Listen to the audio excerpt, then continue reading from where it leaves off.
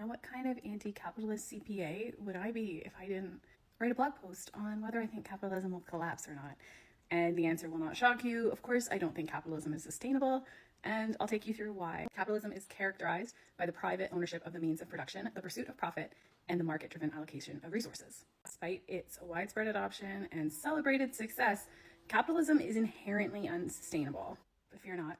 After I explain why capitalism will inevitably collapse due to its unsustainability, I will outline ways in which we can do things better and transform our current capitalist system into a more fair and equitable system. The biggest reason that capitalism is unsustainable is that constant growth is impossible. Capitalism is based on constant growth of production and consumption. Boards are always wanting to see improvements over last quarter and growth in an upwards trajectory. In order to do this, they must either sell more products, charge more for those products, or put in cheaper inputs and you get less value for your money.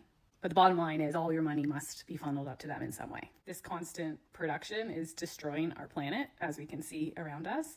And that's unsustainable in itself. There's only so much resources that we can take from this planet. Number 2, capitalism is causing growing inequality. In fact, capitalism promotes inequality. In their striving for continued increased profits, one of the costs that they like to keep as low as possible is labor.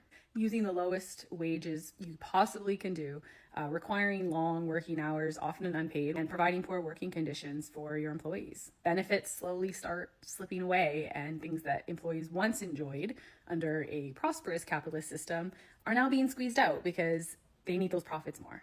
Whenever there's an economic downturn, it's always accompanied by mass layoffs. In fact, that seems to be the actual spoken goal when they increase interest rates. In the capitalist system, destroying the livelihoods of thousands of your employees is preferable to losing profits for your shareholders. How long are people going to tolerate that? Because the conditions aren't going to get any better. It's just going to keep getting worse. Either the people are going to change the system, demand a change in the system, or they're going to starve to death because they can't afford to buy food. And then you won't have workers. So either way, I don't see it being sustainable. And I laugh just because I'm awkward, not because I find any of this funny. In order to increase profits, eventually corporations just start to kind of cannibalize each other. We call mergers and acquisitions, and that's what it is. It's you buy your competition so you don't have them anymore, so that you have more control over the market. Capitalism contributes to growing social inequalities. Access to many social resources, which are supposed to be equitable for everyone, are often tied to your income and wealth. Those with more resources can access better quality services, and those with fewer struggle to find the services they need. And I want you to read this last paragraph. It is not a coincidence that corporations are trying to erode public services to make them for profit, and therefore only accessible to those who have the means to afford them, aka themselves. They've exploited all other ways to make profit, so now they're going for the social services, often funded by your tax dollars. I'll get into my reason number 3, why I think capitalism will collapse, in part 2.